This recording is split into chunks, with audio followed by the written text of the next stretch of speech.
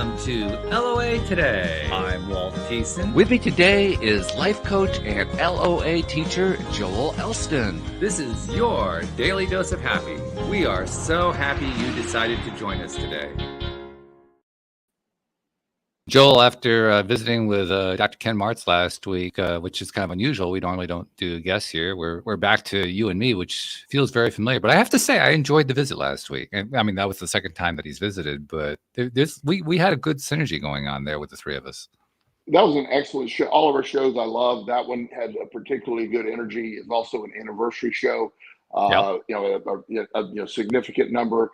And I had several comments from people who had watched the show or listened to the show and just noted what an incredible energy we had that night, the synergy, and several people, and I don't remember us being that funny, but a lot of people said we were hilarious. So we were kind of funny. Yeah. There was something about that conversation last week. I mean, the one-liners were just waiting to be had, hanging like low fruit on a tree. You know?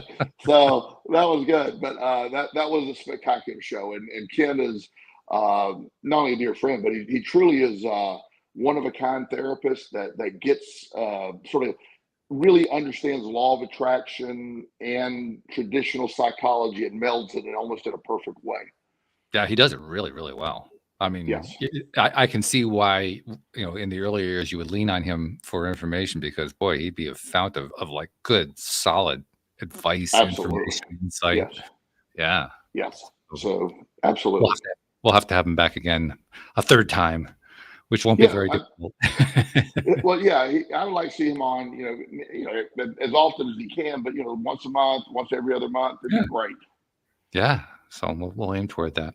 Meanwhile, as you sent me an email earlier today saying I don't see a link for the StreamYard, and I said, oh yeah, I haven't put that together, and then I put it together and I realized I didn't have a topic. So we really are starting off with a blank topic today. So I'm just going to kind of reach out for something, and I'm going to start with the challenges that are involved in dealing with loved ones.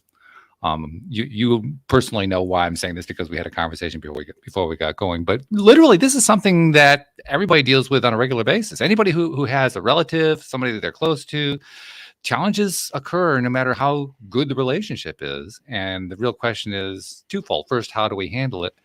And second of all, how do we handle the stuff that doesn't work out the way we want it to work out? Well, when we're dealing, and I have a spin from my view of this. A lot of my work is with addiction and family members of addicts as well as the addicts themselves. And I literally was on a call earlier today with a lady whose son is away at college. He's a compulsive gambler, and he's in the middle of a downward spiral, and he is creating constant, debt. He's borrowing money that he can't afford to pay back, and he's doing some illegal activity to get money, getting credit card money that he shouldn't be getting. And they're trying to put out the fire, and they keep every fire they put out is just another one lights up. And so it's really hard for them to, how they keep saying, how does this come to an end? What's going to make him stop? And I said, unfortunately, this is his journey, and every time you bail him out, I know this sounds harsh, but you are allowing it to continue. It's not your fault, and I understand the perception of being able to help, but allowing him to feel consequences is what makes most people want to stop addiction. And that is a really hard pill to swallow when you're dealing with somebody you love, to do anything to seemingly participate in their pain. So when your son or daughter calls and they say, look, I'm in desperate need, I need money, and the instinct is I will help you with money, but please don't do that again.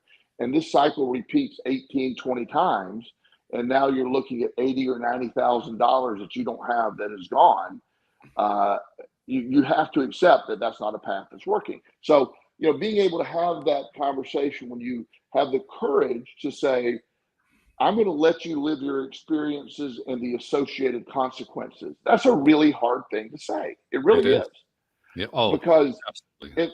And the consequences can be dire and some, legal consequences. I can speak for that experience. And she said, well, Joel, she said, I also am fearful that this is too much for him to handle and he'll kill himself. And I go, I would love to tell you that isn't a risk, but I can't. I, these are very hard things to do, but there's no action you can take to force him. He's the only person that has the solution to this. He just doesn't know it yet. And so supporting his journey in a way that he realizes, I got to go through what I got to go through. And so dealing with family members, that's not exactly what we're talking about, but that's sort of the perspective that I deal with. Is it's hard to watch people you care about struggle, and also realize sometimes struggle is the point of why we're here to become the people we need to be. And Yeah. it's hard. It's really hard. It's very hard. It's also, well, it also isn't really off topic, because the topic that I'm raising here is, what is it like to deal with loved ones, for good or for ill, and particularly when they're going through something rough, or you're having to interact with them on something rough. It is a challenge, especially, this is what you're describing here, especially in a case where you acting out of love would actually enable a behavior in them that is counterproductive. That's Yes.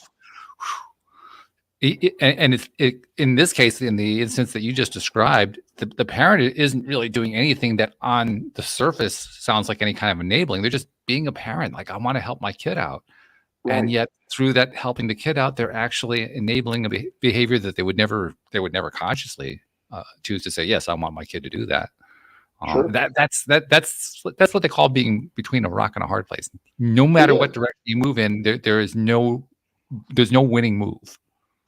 I know a grandmother, at the time, 65-year-old grandmother. Her 18-year-old grandson was living with her, and he was addicted to heroin. And anyone who has ever witnessed a human being go through heroin withdrawal, there's really not anything worse you can witness. It is brutal. It won't kill you, even though you're convinced you're dying the entire time. Yeah. It is a brutal thing to watch. So she watched his pain and was convinced. He convinced her that he had to have a little bit of heroin. And she just said, no, I'm going to call the ambulance, or I'm going to do this, or I'm going to do that. And he's like, no, I'm going to stop, but you need to get me a little heroin. So here the 65-year-old grandmother goes to a part of town where she can buy some heroin. And in the middle of the night, and I'm not laughing, but the sight of this in her little Toyota Camry, 10:30 at night in a really rough part of town, is meeting this drug dealer. And this police officer just realizes, why is this woman here? She was so out of place. And so he watched, and as the man approached, the police officer intercepted, and the drug dealer ran off, and she was desperate. She said, my son is dying, and grandson is dying, and I have to get him his medicine. And those were the words she was using. And the police officer was like, ma'am, you're putting, not only you're committing a crime, he said, but I'm not remotely interested in that. I'm worried about your safety. And what if you got some heroin that contains some fentanyl, and you go give this quote unquote medicine to your grandson and kill him? And it was this awakening moment that she had to, the police officer, very kind, goes back to the house with her and basically tells the kid, he says, look, you're going to go through this. I can take you to the hospital. I can call an ambulance so they can help you with medications that'll help alleviate this. But you're not getting heroin, and your grandmother's not going to buy you heroin. But to her, it seemed logical to stop my grandson's suffering. I'm going to go buy heroin for the first time in her life. Right. That's how strong that entered. We don't want to see our children or our family or any loved one suffer, but not knowing that the suffering consequence of heroin addiction is generally the catalyst of recovery. It generally is. Yeah, that's harsh. It is clearly the route to getting out of it, but there's no other word for it. It's harsh. Harsh. And that's so I deal with this a lot in family members that they'll use the word enable. And so this family earlier today, they said, well, he's in the middle of school and his grades are reasonable, and he's someone that's probably going to need this is the gambler. He's probably going to need some residential treatment because he's so bad. He has to be pulled out of his environment. Mm-hmm. And so the mom says, well, we're going to just pay this time, but tell him any more, the next time he's going to treatment. And I go, okay, I'm fine with that. And she goes, well, you think it'll work? And I go, no, there's no chance of it working. It's just the reason I'm agreeing to it is not for him, it's for you. You need to see that he can't stop. And maybe that will convince you, because he's going to tell you, yes, I'll stop if you pay this off. And then in a month from now, we'll have the same conversation, and then he'll be going to treatment. That's really, I mean, that's not, talk about conversations that are not fun to have. That's a conversation that's not fun to have, the one that you had with the parents. Yeah. Yeah. And I explained, I said that I love this kid. He's a great kid. It's not me attacking the kid. If I had any other way for him to do this, I would suggest that. But I know what to be so young and have such a deep gambling addiction when you're in your early 20s. I know from experience, sure, he isn't going to stop, and he's got a ways to go. So there's a lot they have to do, and they're accepting it in the time they can accept it. So, but when you're dealing with it, it's watching others suffer, particularly people you love or care about, has to be one of the hardest things as humans we do. Yeah. Yeah. Now, there's also another tack that we can take here, another track, which is dealing with people that we love, but for various possible reasons, the people we love hurt us. And so now we're dealing with a cycle of our own pain in regard to that person, which Sure. it basically falls into the same category, but in the experience of it, it's an entirely different animal. Sure. Well, and that's the other thing when you get a mesh and you love, loving someone, and those people cause you pain, but yet having to revisit when they have pain or whatever scenario comes up, it becomes a very complicated process. And you can love somebody and know they're not good for you. You can love someone and be away from them and know you're better off without them. And all that's real, but it's a very complicated emotional thing we go through. It's one of the hardest things as humans to accept. I really love this person, but this person is really bad for me. It's obviously a conversation where boundaries come into the fray, if you will, and fray is often a good word for it. And we just had a conversation on the show within the last few episodes. I don't remember which episode it was, but I remember we had an expert. I think it was actually 2 episodes ago. We had an expert on who's written a book about boundaries and in-depth knowledge of it and so forth. Really interesting. And in the course of that conversation, we realized just how dynamic boundaries really are. There's no such thing as a static boundary. There's no such thing as a boundary that, we will always follow this rule. Nobody ever does that. Everybody has, sometimes it's called gray area, sometimes it's called a dynamic boundary, a moving boundary, and so forth. But however you decide to label it, everyone has boundaries that shift from moment to moment. That alone can be confusing. Just because a boundary is supposed to be, this, thou shalt, come this far and no further, except that's not true. Well, and boundaries in clinical terms or using psychological descriptives, boundaries for the most part, as you're saying, they're artificial. They're put in place for protection, but they're almost always bendable. They're almost always movable. A lot of times boundaries are put into place in the heat of the moment. And so here's an example of sort of a funny boundary that I years ago when my oldest son, TJ, and he was my wild child. And he came home one night and he had with this cop, he was in the backseat of a police car, and he was skateboarding and the cop found pot on him. And so the police officer brought him back, and my ego, because I was a director of a residential treatment program for addiction, and my son and the cop knew me. So my ego was, to be honest with you, was more damaged than anything here. And I was furious with TJ. I was like, you're on restriction for 2 months and, blah, blah, blah, blah, blah. Yeah. And so I set this ridiculous boundary out of pure anger. And after about 30 minutes, I'm like, okay, let's look at this in the big scheme of things, And because first of all, he was like 14 at the time, so you put a 14-year-old on restriction, you're putting yourself on restriction because you have to sit around to make sure to stay on restriction. So I went back and I said, look, the pot thing's ridiculous, son. Really, we're not going to do that. You're not going to have that here. And we're, forget the restriction. I simply don't want. Do we understand each other? That's not acceptable. I don't believe it. And we had a great conversation. Ended up having a really good therapeutic moment.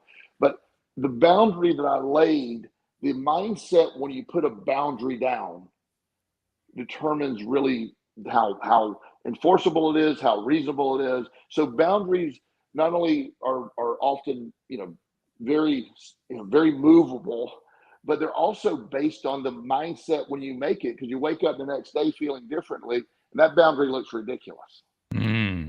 Yeah. So if you're finding yourself in a situation where you're trying to establish a new boundary, and you heard this podcast where Joel told this rather semi-amusing story about how he had to shift his own boundary that he had set.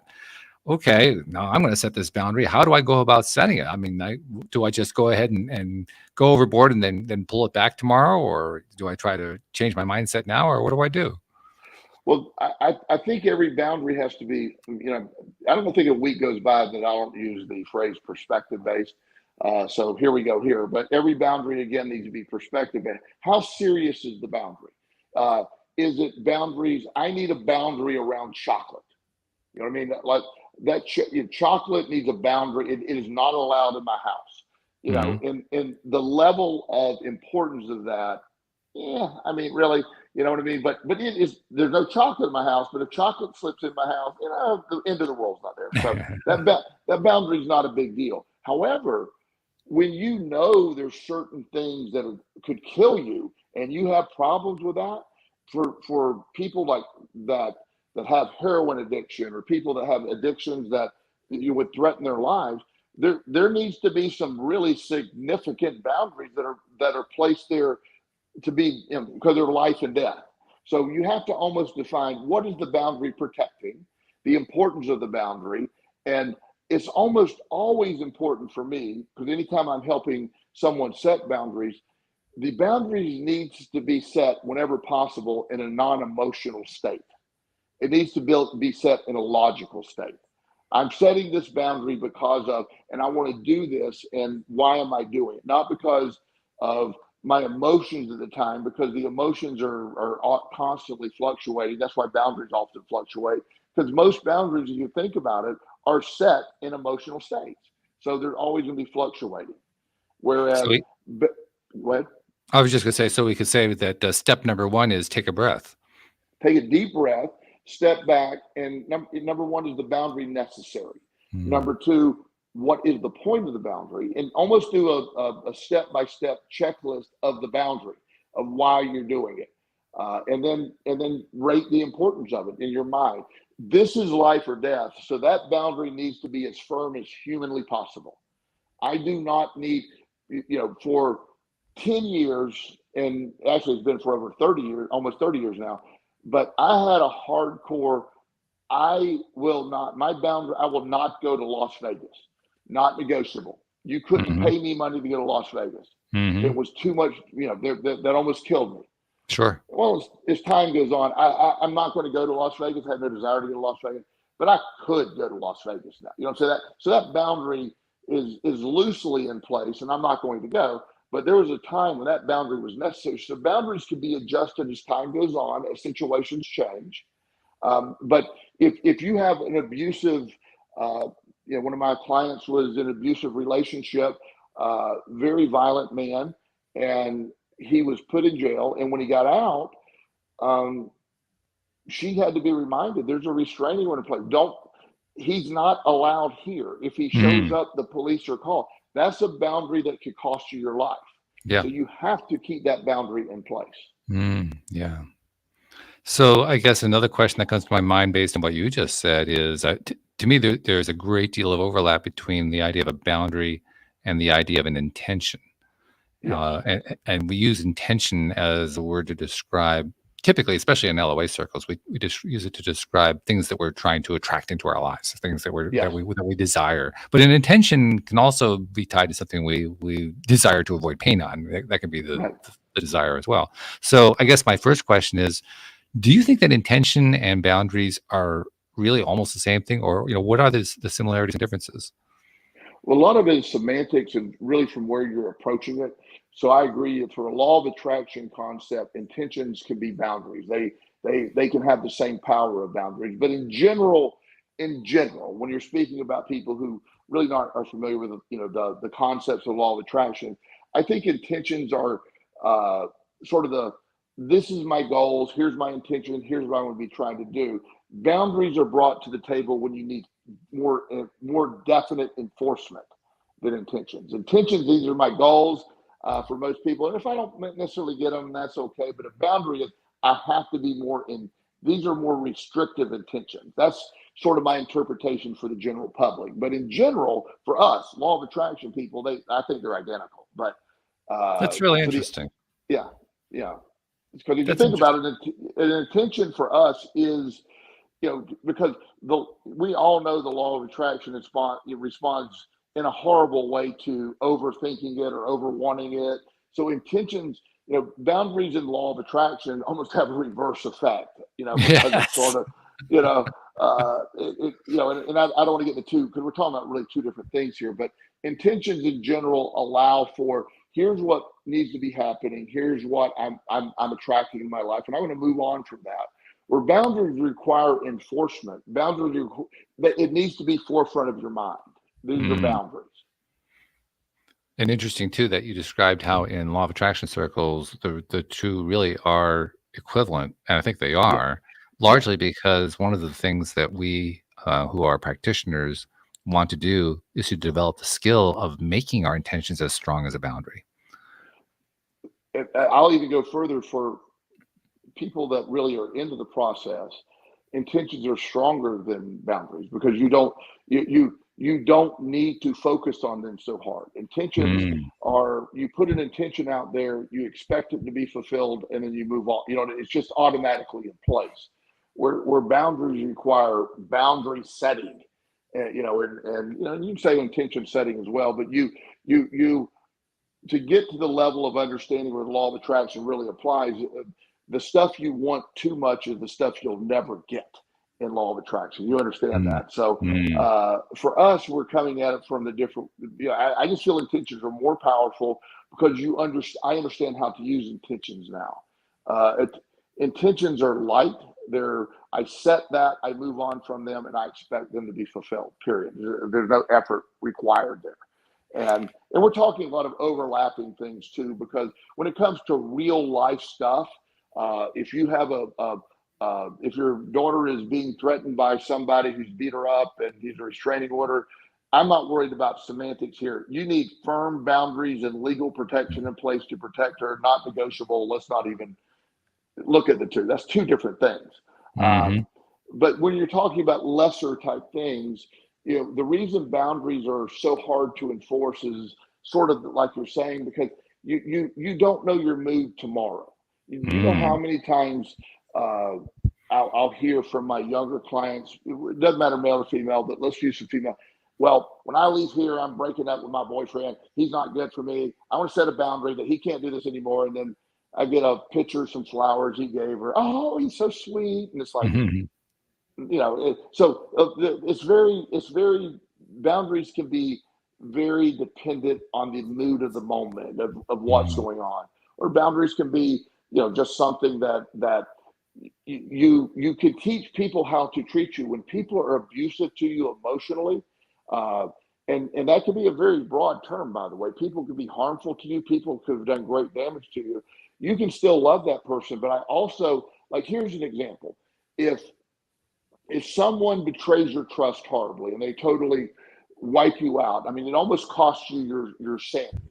Hmm. And they do that. I've had experiences like that. You probably have had experiences like that when Sure. you've been betrayed or whatever.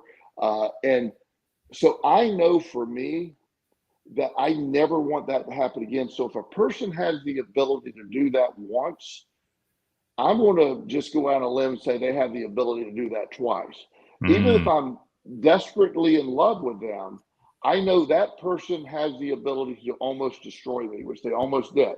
So I'm going to put a boundary in place for my best interest to not, let's just not go down that road again, because I don't want to fall for that again. So sometimes you can put those in place, even if there's still love there, even if it's just, that person is not good for you, even though there's parts of that person that really seem to match real well. But the cost of what could happen for me is too much sometimes. So there are people, very few people, but I probably have 4 or 5 people that there's boundaries in place just because of the damage and stuff that I'm just mm, not going to back away from. right. Yeah. There's an And that's old forgiving. cliche. Yeah. There's a cliche that brings to mind that I actually have rephrased it from the original. The way I've rephrased it is, fool me once, that's on you. Fool me twice, that's on me. Yeah. It's kind of a Yeah. way of reminding myself that if I find myself being deceived or misled or in some way, unfairly or disadvantagedly, taken advantage. So in some way, they harmed me, they hurt me, took advantage, they did something like that. Right. The first time, I could be caught by surprise. It could be like, oh wow, I didn't really expect that, and wow, that really hurt, or that was really frustrating, or whatever the result is. But the cliche reminds me of, well, if they, like you said, if they've done it once, they can do it again. What's to stop them? And that to me is a really big question, because when you look at it honestly, you realize there's nothing to stop. The only thing that was there to stop them before was their own unwillingness to do it. Once they've demonstrated the willingness to do it, that's gone. We see this, and I have this actually have a few friends this applies to, but I'm thinking of one in particular. He's a very wealthy man, and about 4 years ago, he met this lady at a conference. Now he was married at the time to the mother of his children, and so he met this lady at a conference. She was also married, so she started talking to him, and one thing led to another. Over a period of time, they quote unquote, fell into love. She divorced her husband. He ended up divorcing his wife, and they eventually got together. And not judging, that's their business. Everybody's grown here, do what you got to do. So he's still my friend. So I get a call, I don't know, 6, 7 months ago. He said, "You're going to be so shocked, Joel." Let's call the girl Mary. It's not her name. Let's say Mary. Mary cheated on me. Okay. I'm going, "Oh, shocking." And he goes, "Are you being sarcastic?" And I go, "Of course I'm being sarcastic." It isn't like there's how could you not have that is the highest possibility that's going to happen. Yeah. I mean, just to be fair, that's you can't be shocked. It's the opposite of shocked. You should have gone, "Oh, check," and just be there. And he sort of said, "Well, yeah," and he got it. But we go through these things, and people generally, they don't change behavior drastically. And so if people can, and that's sort of a funny one, and it's funny for him now because he realizes the ludicrous nature of it all. Right. But the process that people tend to just keep repeating behaviors and cycle, and then the funny thing is, the shocking piece is, how can you be shocked when people repeat cycles? That's the thing. That, from my perspective in life, I'm shocked that you're shocked. I'm far more shocked that you're shocked that she cheated than actually being shocked. I mean, it's just Yeah. that's just what you almost expect. Yeah. And if you aren't expecting it, then why? Yeah. Then why? What's I mean, what's making you decide that? Yeah. Well, there's always that internal thing that somehow, well, this doesn't apply here, or because you love somebody. And Mm. loves this, and I'm not doubting that he loved this woman and she Sure. loved him. I'm not doubting that, but you got to look at what there's more to it than that. There's also this need to. A lot of people are addicted to what I call new love, that passion love. So, Hmm. that first love, like that really intense stuff, and Right. oh, I want this one, and then after about 4 or 5 years, it's like, okay, we're past that. So a lot of people want to they mistakenly think they've fallen out of love, when in reality it's not falling out of love. The relationship had just transitioned to a different form of connection, and Exactly. and so a lot of them are out there chasing what they think is love, which is that constant passionate stuff, and they always get stuck in that cycle. We Mm. are you Humans tend to have cyclical thinking and behaviors, and to change a behavior that's sort of embedded in us is really hard to do. I mean, you can make incremental changes, and there's obviously some people make some drastic changes, but it's really hard to wash out certain behaviors because they're built over a lifetime. And so Mm. just being aware that when people hurt you or betray you, and I'm one of these people that, because of just some of the dysfunctional lifestyle I had, and, all the stuff, I don't trust many people. I'm a very slow person to trust. Mm. I have people that I let in, and there's a few people. By the time you get to the people that are all the way in, there's very few of those. Yeah. And because just because I'm going to protect that piece, and so so for one of my biggest fears is somebody in that inner circle betrays me. That's just scary to me, Mm. and I'm protected against that. I'm not saying that's the most healthy thing for me either. I'm just saying that's who I am. So I'm a long way before somebody can get through all those things, Not and that get it inside. doesn't even mean that it can't happen either. I mean, obviously, Yeah, yeah, right, it could happen right. at any It can't. time, right? Yeah, yeah.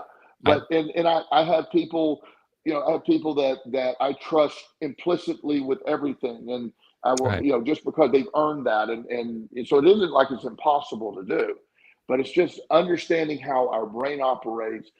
Everything usually is a protective mechanism that's going on in us. While we all want to be loved, we all want to be happy, all want to have these things. We also have this protective mechanism about being hurt, and sometimes those things are not congruent. And you Hmm. can love people that hurt you, and that's a really hard place to be in. It is. It's a very hard place to be in. There's also another piece that goes along with that, and maybe this brings us back full circle to what we started the conversation about, which is, let's say that you uh, hypothetically, one of those people who are in one's inner circle, like you were describing, you described the very few people in your inner circle, and one of them does betray us. Mhm. Now we have to figure out how to handle it. Now we have to Yes, deal with it in some way, yes, and that's probably the time when it's least within our power because we're just so emotionally wrought by what happened. That's where the biggest challenges happen. I mean, there are plenty of big challenges. Don't get me wrong. There are all kinds of big challenges that go on, but in terms sure, of moment by moment, that's probably the biggest one because we're well, that's what happened to me when my marriage ended. yeah, That you remember that? I mean, that was yeah, actually about a year ago. I called you the day after it happened, and I was in such deep shock. Literally, I couldn't process anything. right. I mean, I remember we were, and I was trying to make yeah, decisions, which was probably the craziest thing to do. But I was trying which to make decisions in that and state. I was saying, let's take a deep breath. Yeah. You're not going to figure this out today. You're not going to keep repeating the conversation over and over. Just take a deep breath, sit with it, and then we'll get to it. And you did. Yeah. You did a good job, but it was horrible for you early. It is. It's very horrible. Yeah. And Yeah. but even more so, you feel like you need to do something. Yes. There's like this impetus that's built in that says, well, I mean, I can do things. I can get something done here. What is it? Yes. All I have to do is know what it is I have to get done. That's it. That's Yes. my whole thing. I just have to find out what it is, except there's Yes. nothing to do. There's nothing to do. And Yeah. when you really realize that there's not anything you can do on those scenarios, it is incredibly, you feel powerless. You Mhm. feel, you feel like, wow, this is, what is wrong with me? Why can't I come up with a solution to this? And, Mhm. like the situation that you're describing, or other situations. I don't want to speak directly in your situations, but a lot of times it's not your fault at all. I'm not saying we don't participate in things, but Yeah, sure. but what can I do to fix it? Well, you can't fix it. She's gone. She left. She's Hmm. there's not a magical combination of words you're going to say to say, "Oh, I made a mistake." Well, turn around the Yeah. car. Now that would have been a shock. Yeah, that would have been a shock. But I'm not making light of your situation. Like I say, that is that. Well, actually, you are making light of the situation, but I'm perfectly okay with it because I'm making light of it too. So it works out okay. Yeah. But we do have that. One of the things that when I have the few times that somebody that made it in the inner circle betrayed me, that very few times, like maybe once or twice. Mm. The one thing that I had to develop over my lifetime and dealing with all the stuff I'm dealing with, I can pretty much take a moment. I'm not saying I do this instantly, but I am really capable of shutting that down quickly. I can isolate and move that quickly away, remove it, learn what I did wrong, and a million apologies. I'll forgive you, but there's no re-entry into the inner circle. There's no that you get in there. If you ever get out, doesn't mean you can't be in my orbit, but you can never be back there again, ever. Period. Yeah. And that's, again, there's a harshness to that, but it ties in directly to what you talked about a moment ago, which was that self-protectiveness. Yes. And it's something everybody needs, that self-protectiveness. That's part. You can't really be a healthy ego without it. Well, that's true. And some of the things I do, and I also, again, I have a unique experience in life. You know how I deal with things, how I view things. So I'll often tell people what I describe may not always be the best thing for you. I'm saying this is what works for me. So I don't judge anybody how they deal with their own individual path or their own individual journey. It's something that none of us are. There's no blueprint for this. There's no guaranteed. Here's what you're supposed to do in these scenarios. You have to be able to deal with it, and what matches where you're at. But I always encourage people no matter what you're going through, the possibility of not even possibility. You can't see it when you're in the middle, but every one of these things that happen will have a response or a consequence to it. The consequence could be really good, it could be really bad, but there's going to be an event. So anytime that's one of these signaling events, there's change. There's a change about to take place. So what you want to do when you found out the information that your ex-wife is leaving or had left, you knew there's consequences quickly coming to that. Oh yeah. Now, the part you didn't know is how this was going to play out. Right. You had no idea, but you knew things were drastically different from that moment forward. And so we try to grasp and hold on to what was when it was already gone. And it's a form of mourning. When I found out the morning I found out my son passed away, I couldn't accept that for a little bit. I logically understood what happened. Sure. But to truly accept his presence his physical presence was no longer on this earth, it just didn't compute for a while.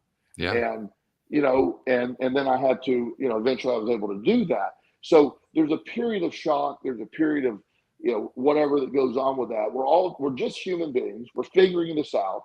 But I always believe that when you can pause, when you can take a moment, when you can allow things, even the bad things, because one of the things I knew when I think I've shared this with you, when TJ did pass away, and I have a lot of friends who are doctors. When word leaked out, I had a really good friend said, "Look, I'll bring you. Do you want some Xanax? Do you want something to help with this? I'll give you whatever you want." And I instinctively said, "I need to feel this. I need to feel this." And I didn't want to medicate away from that. Yeah. Now, the feeling was ungodly bad, but in my mind, to honor, I don't know why, but I was not going to medicate away from the pain. And I sat with that pain for several days. I know the feeling. Yeah. I mean, obviously my situation was different, but there was still plenty of pain. So so there's, and believe it or not, it's hard to explain that. Sometimes sitting with the pain has great value too. Yeah, you don't Tell feel that it in the truth. moment. In that Yeah. moment, it doesn't seem to have any value. No, You, no. you have to have that perspective that comes after Yeah. time. You've been through a Yeah. significant part of the journey. You can look back and say, "Oh, well, I guess I really did get something out of it." Yeah. But that takes a Yeah. while. Oh yeah, no, that's not instantaneous. But again, your perspective looking backwards dictates a lot of how things are. So when things are happening in the moment, you don't always see them as you will see them a year from now or 5 years from now or whatever. Anyway, so Right. a lot of it is understanding your perspective of an event can drastically change over time, and Yeah. in And any that happened with direction. me. I mean, Yeah, it's like I said, it's been yeah, a year since that event happened with Louise leaving, and I do look at it differently now. yeah. Certainly, very differently from the way I did a year ago. I've actually gotten to the point now where I think it actually is probably working out better this way than if we were still together. If you had I proposed that to me that day, I would have, if I survived the emotion, I would have just, I would have either punched you in the face or I would have, crashed to the ground or taken an overdose of something rather than buy into the idea that I was going to be better off. But I am. Well, I instinctively knew that. Those aren't the words I'm going to say to you day one in the Yeah, pain. sure. I want you to. That's not a kind answer in the pain. Right. That's not what we need in the pain. But when you understand, I've known you a while now, and uh, I see you happier today than I've ever seen you. I see you less anxious. I see you. I mean, you're a different man than we first met. And I'm not just Oh, saying it very. was the sole catalyst of her leaving, but I see a lot of growth in you since that in particular. So, I'm mean that in a really complimentary way to the work you've done. And this is not being mean toward her. I'm just saying No, you moving forward. Uh, you've grown a lot of ways. I mean, you have a renewed energy that didn't exist before this happened. I agree with you. I think it's exactly Yeah. accurate.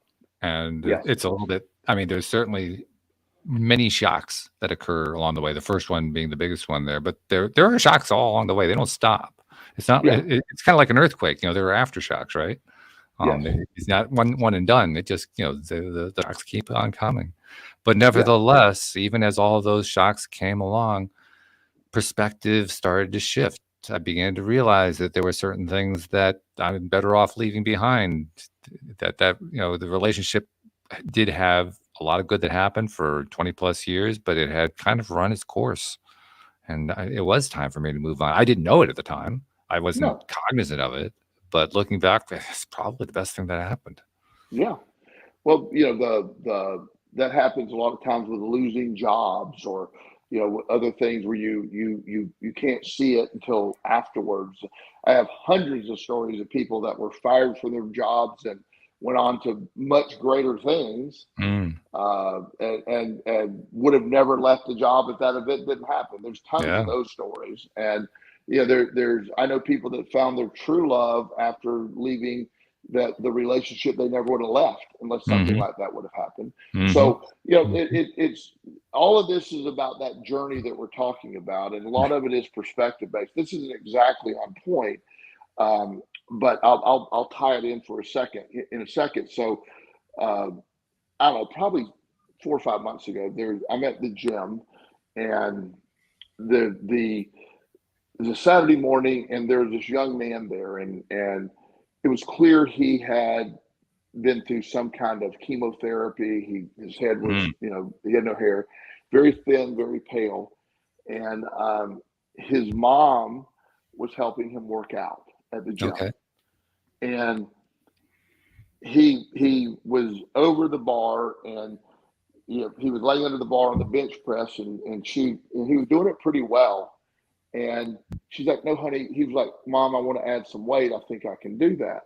And so she's like, "No, no, no, no, no, no. You're very weak, and Oh, you." And so, of course, me. So I walked over there and said, "Excuse me." I said, "Can I spot him?" And she's like, "Oh yeah, because."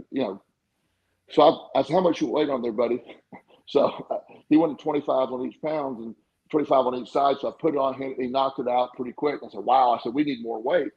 And she said, "Well, he's very weak. I don't know if he can do that. I go, first of all, he looks really strong to me. Look I don't know what he's been through. It was really strong to me. And, and so we changed the narrative a little bit. And I said, Right. I said, let him determine that path. And he's healed completely. He's in the gym. I see him all the time. He looks fantastic. He's in great shape. And the mom, a few months later, came up to me and goes, I needed you to do that because I wasn't going to let him do that, and he needed to do that. So when you shoved that weight on him, I was horrified.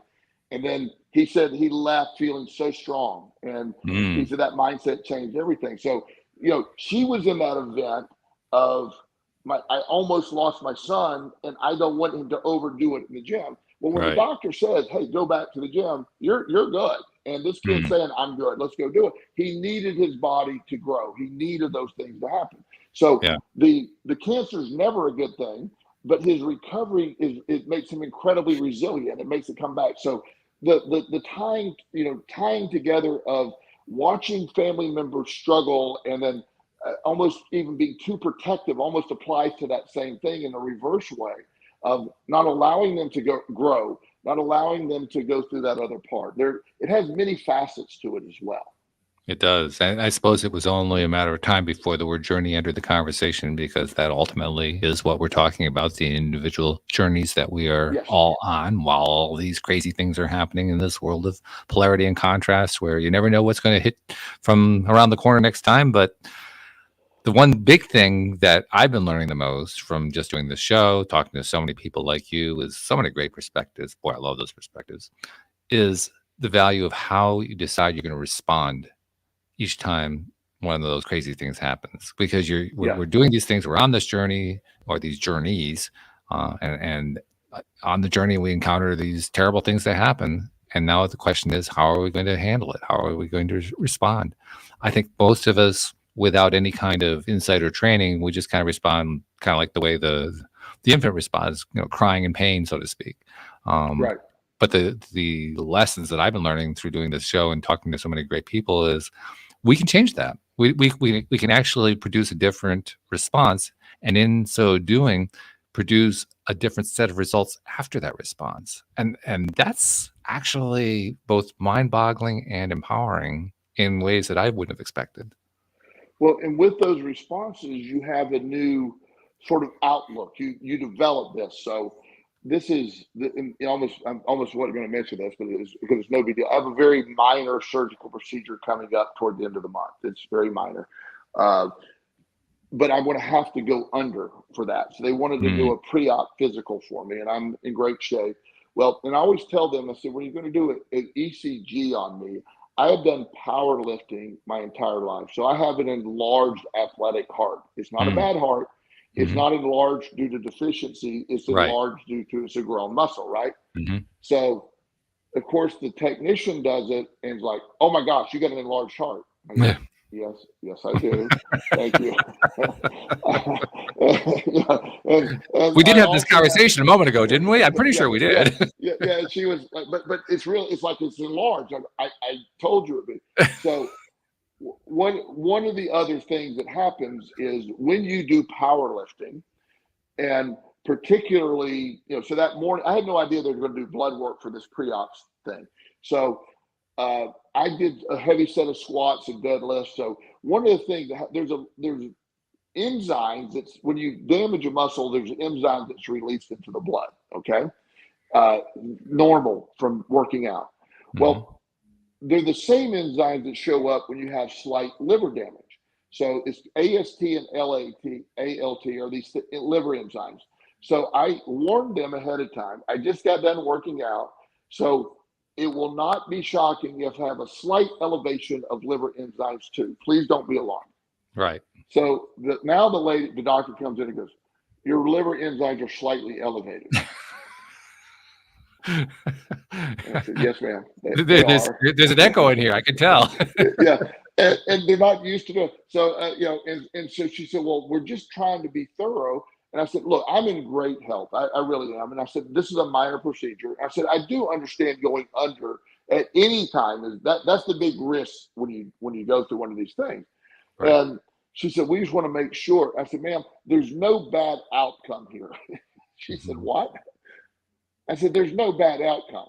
And she said, I don't understand. I said, there's never been a person who wants to live more than me or is more prepared to transition than me, all simultaneously. There's never been somebody more prepared. So any direction we go that day is going to be fine. Mm. She said, okay. Well, that was outside of her experience. Talk about a different journey. Yeah, she said, okay, well, I guess I get it. I said, it's okay. You don't need to get it. But I'm just saying, none of this is a big deal. I'm going to be fine. That's funny. Yeah. And she just clearly, I mean, as we were walking through it, I probably left to go, that's maybe the weirdest man I've ever met. But you got her thinking. You got her thinking. Yeah. And I'm going to be fine. It's just a tiny little thing. But it's one of those things that you know, I'm not walking in scared. I'm not walking in, to me, it's just part of that day. My biggest concern is how many days do I have to miss the gym afterwards? That was my biggest concern. So, yeah, that was it. These medical stories, I mean, they're always fast. Especially you've told a few medical stories that are quite on the edge of being humorous, or even are humorous. And the reason I like that so much is because we as human beings tend to take medical situations really, really seriously. Right. And so whenever you can find a way to laugh at it, that's always healthy. But more than that, when you find a way to laugh at your own stuff, that's one of the steps, so to speak, in learning how to change the way you think about it and the way you respond to these different instances, these incidents that come along in life. Yeah. Deciding that you're going, okay, things are going to happen. My response is, I'm fine with it. What do you mean? Well, and people misunderstand that sometimes. So I always want to be clear. I plan on being here. I'm in perfect health. I want to be fine. All that's great. But I'm also truly not fearful of transitioning. I'm not. I never have been. It's going to happen what's going to happen. And I'm not going to, I just imagine I'm going to wake up there going, okay, let's do this again. Let's hit the road. I mean, I have this scenario painted how it's going to unfold already. So I got to gather a lot of information, knowing I'm going to come back and forget it all again. But that's just probably what I've done 10,000 times. Again, that's what I believe. So none of this becomes scary. Once you realize that, none of this becomes scary anymore. And you're able to sort of operate on a different level of power when nothing like that is, there's nothing to fear with all that. I'm reminded of the show that we did a few episodes back where you talked about the time that you had the controlled psilocybin experience. Yeah. And you've mentioned that other people, and I knew this was true, other people who have gone through the psilocybin experience have found themselves shifting their views about life after death and so forth. From what you're saying, it sounds like if anything else, it kind of confirmed what you already believed, which is perhaps a little bit outside the norm. But it's a really interesting thing that so many people who do go through that experience end up in that same place of they're okay with it. Yeah. Everything's fine. What used to be a trauma is no longer a trauma. The number one benefit they're finding, maybe number one strong, but the psilocybin experiments have shown incredible progress or help for people that are dying from cancer in particular, or any condition that's fatal. The experiments are not curing them. The psilocybin can't do that.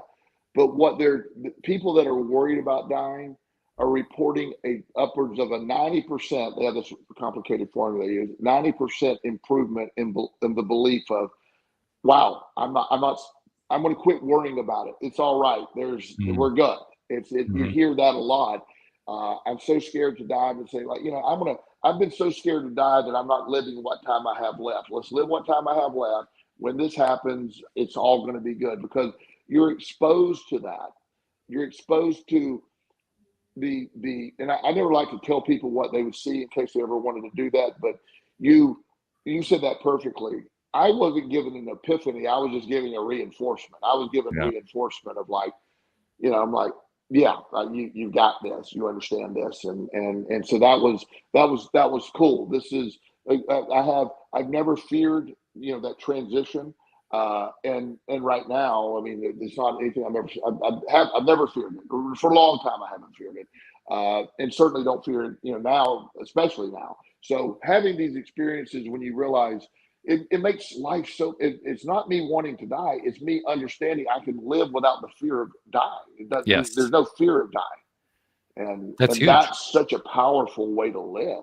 It is. It is, because what that really means is you're going to be closer to what Abraham Hicks talked about for Esther Hicks. Abraham once said that Esther's plan is to live, live, live, live, live, live, live, die. Yeah.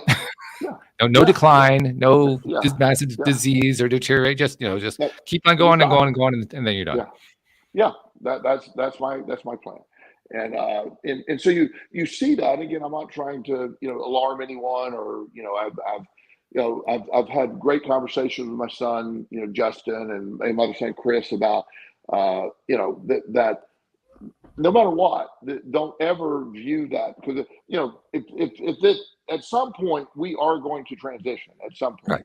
And my thing is I want to squeeze all I can out of this, and then jump right back into the other side. That's just with not miss a beat, and that's my goal.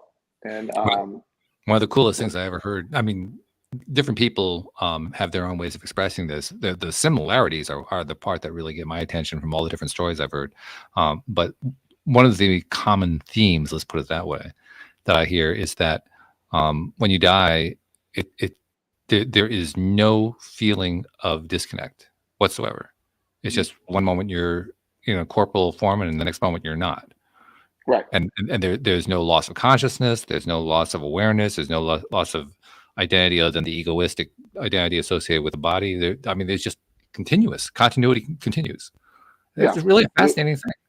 But you can't kill energy, and you are energy. You Right. can kill this physical, specimen that we have, this thing's holding it, but the energy itself is it's going to transition to just pure energy at that point. It's going to separate from the biological vessel that it's in, and you're just going to, okay, we're there. So it's not scary, but again, everybody has their own belief. Everybody has to get there on their own terms, how they want to see that. Anytime I've ever expressing my views, and I think you're aware of this, Walt, I'm not telling anyone how they should believe or they should stop believing. I'm just saying how I believe. And we share it there. Yeah, certainly. And I know a lot of people believe I do, and I know a lot of people that don't believe I do. And I'm good all the way. My belief system is not built on needing anyone else to support it or understand it. Yeah, right. It's not based on needing an approval or wanting to impose or anything like that. It's just certainly. Yeah. It makes a lot of sense. Well, somehow, Joel, I guess I shouldn't be surprised. We took a non-topic and non-conversation and turned it into a show. That was pretty good. It was, yeah. Some of those are fun too. Where you just simply just start and let's see where it goes. We were all over the place, but we got some good stuff in today. Well, actually, we weren't all that far all over the place, because initially it was about how do you deal with loved ones who are dealing with stuff, and we covered a lot of aspects of that for a large portion of the show. And then the rest of directions. There was a little bit of a tangent toward the end there, but I think we stayed close to a theme without having a theme. I'm still marveling at that. We do that all the times, but we do. Yeah, we probably stayed closer to the theme having no theme than days we have themes. So. Now, if that doesn't bend your mind, nothing will. Yes, I thought that would work for you. So I want to let our audience know too, at least as far as I go, next week is my son's 18th birthday, and that's a really significant birthday for us for a lot of reasons. So I'm not going to be here next week, but we'll be here the following week. And we'll wish Justin a happy birthday as well, and look forward to talking to you 2 weeks from now. So thank you, my friend. As usual, it's been great. And man, I can't wait to find out what the next one's going to be about. All right. Have a good one, buddy. All right. And we'll see you all next time here on LOA Today. Goodbye, everybody.